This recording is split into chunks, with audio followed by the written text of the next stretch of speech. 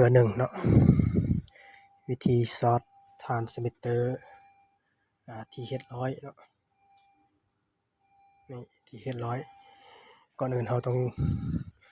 มาเบิ่งวิธีต่อก่อนทรานสมิเตอร์นะเบิ่งที่ทรานสมิเตอร์ก่อนก็คือ3กับ4นี่ต่อควงกันแล้วจำจากเครื่องช็อตเนาะอันนี้ก็คือสายสีดำจากเครื่องช็อตนี่เนาะสายสีดำนี่จากเครื่องช็อตนี่สีดำนี่จากเครื่องช็อตมาเข้า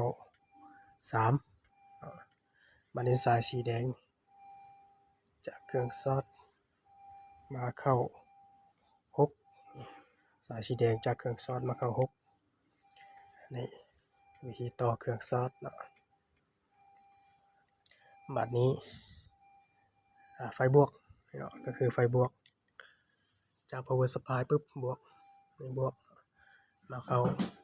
มิเตอร์วัดเป็นมิลลิแอมป์เนาะ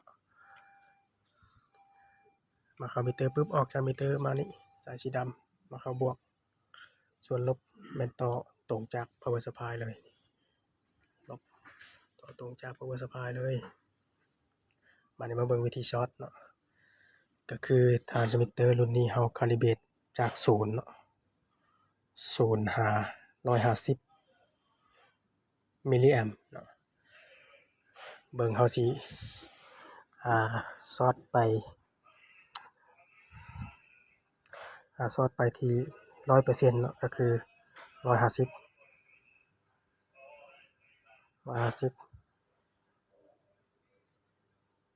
ถ้าเฮากด enter แล้วตัวนี้ต้องแม่น20มิลลิแอมป์เนาะเพราะว่า150เท่ากับ20มิลลิแอมป์ enter ไปแล้วนี่20มิลลิแอมป์มาเรียนช็อตจาก 50% อันนี้50% ก็คือ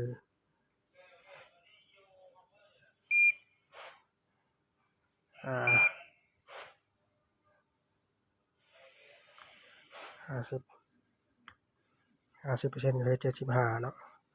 75 enter ไปนี่เท่ากับ